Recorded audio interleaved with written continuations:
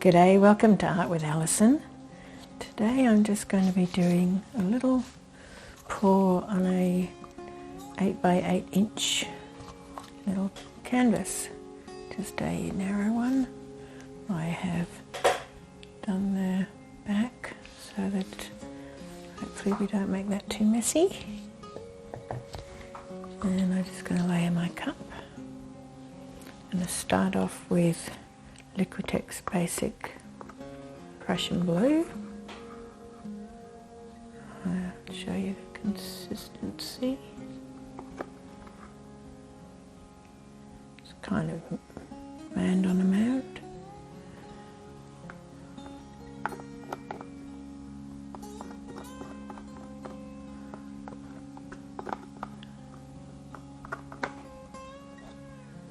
What you put in first is what comes out last, so it's what usually ends up in your centre, so it's worth giving that some thought.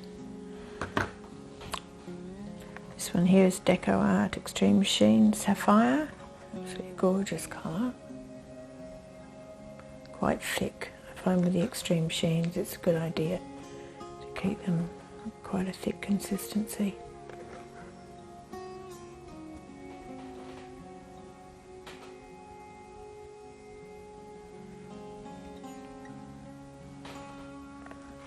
Doing quite thick layers.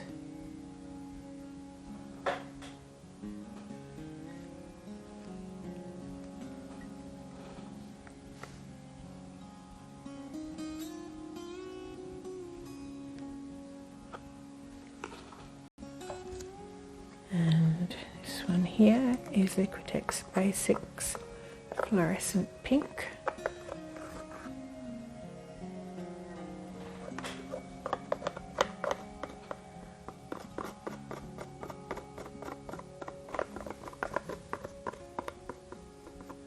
All my paints are mixed with Floetrol and only Floetrol. Because I'm in Australia, it's the Australian Floetrol.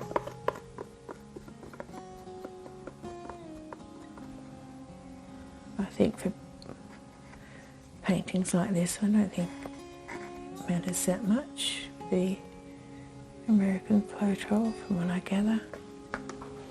But it's all up to you and trying things out and experimenting and see how things go, really. Alright, this here is just white. This is Geraldo white, but any white will do. It's got just a little bit of satin enamel in it, but not very much.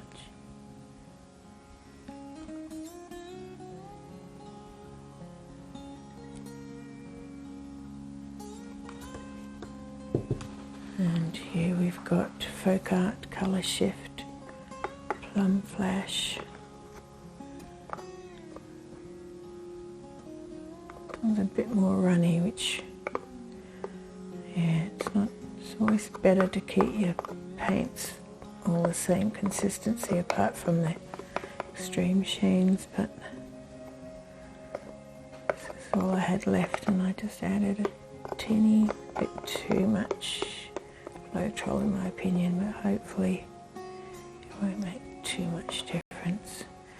The trouble with having if you've got one paint that's thinner than others, it can mean that that paint runs more quickly, so when you're tipping your canvas it might distort your composition because it would run more quickly across the canvas than your other paints.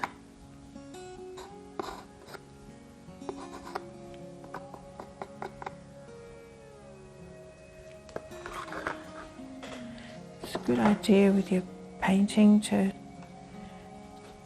well, it depends what you're after, but I do find that if you've got some dark colours and some light colours, it just gives a bit of contrast in your painting.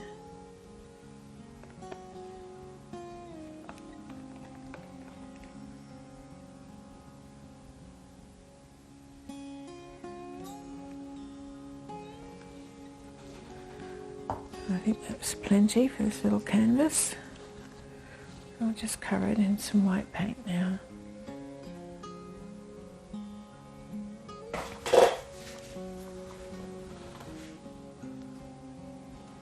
Okay.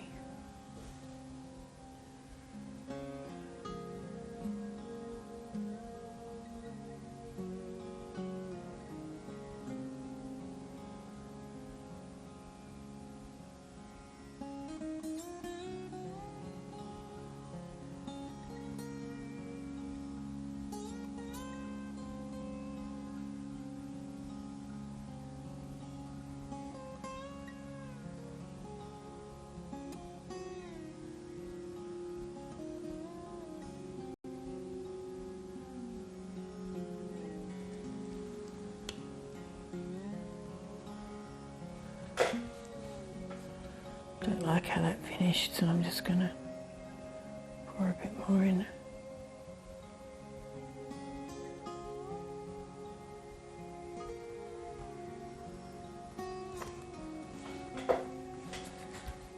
Just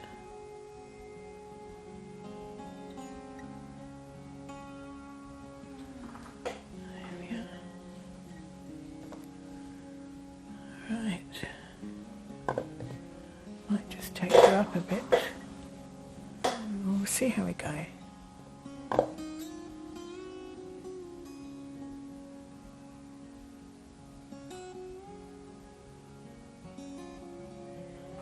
It's important to get the weight of your paint back again so it's even. Otherwise, when you tip it again, it will go all wonky.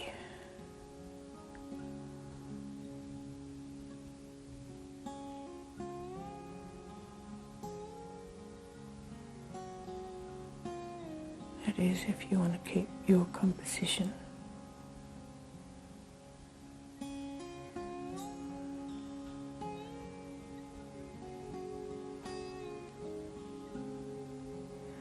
And where the paint moves the fastest is where there's the most paint. That's what you call the weight of the paint, is where it moves the fastest.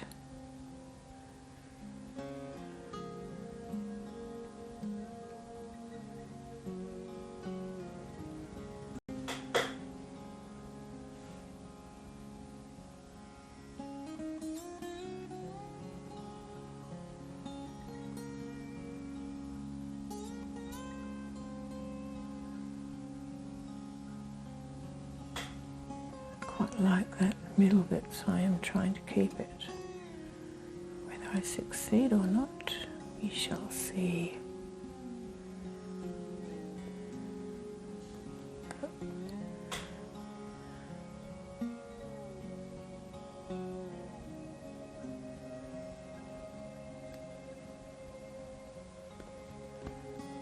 Sorry if you can't see it. Corner down there.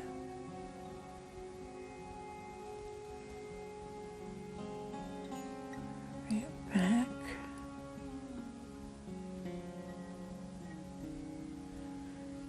And then aim for that corner.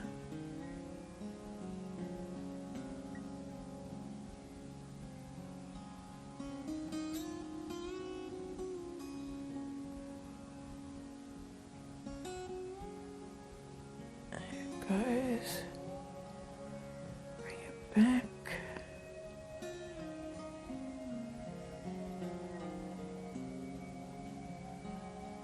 And go for this corner.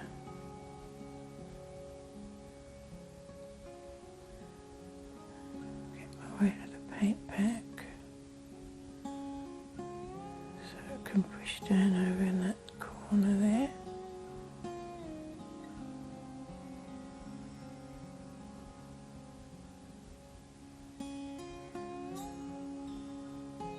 And bring it back.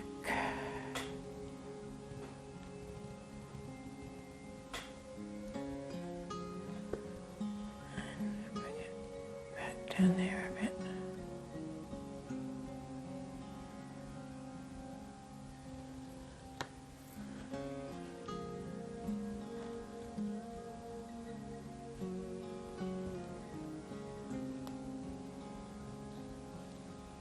looks pretty. Oh, it's really lovely.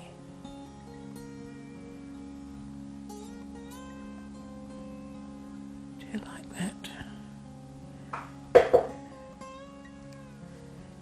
Very much.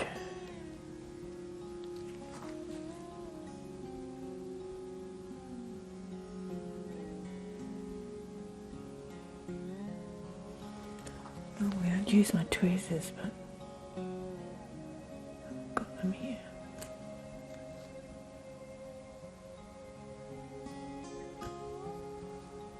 That's okay.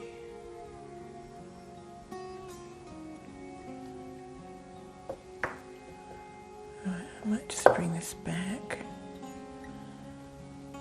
Well.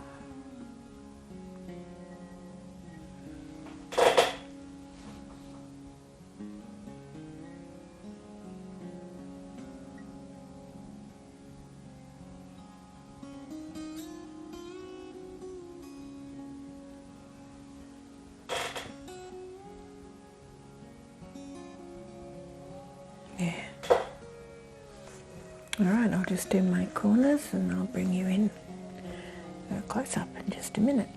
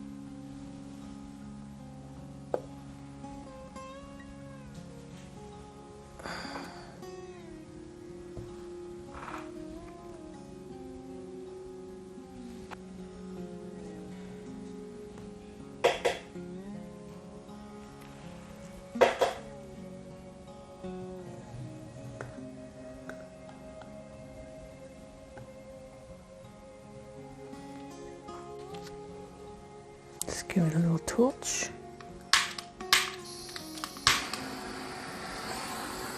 This is to get the air bubbles out, mainly at this stage. Can help bring up some cells, but not expecting it anymore.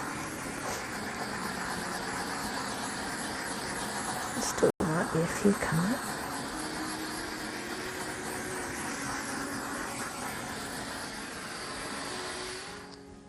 Okay, bring you in for some close-ups.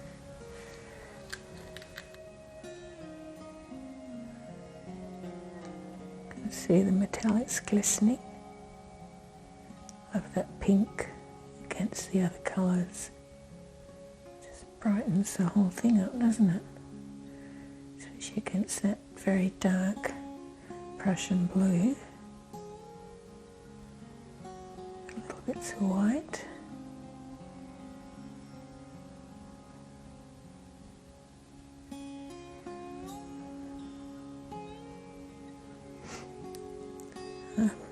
Really pleased with that. I hope you like it too. Please give me some comments. Let me know what you think. And if you haven't subscribed already, please do. Okay, catch you again soon. Bye for now.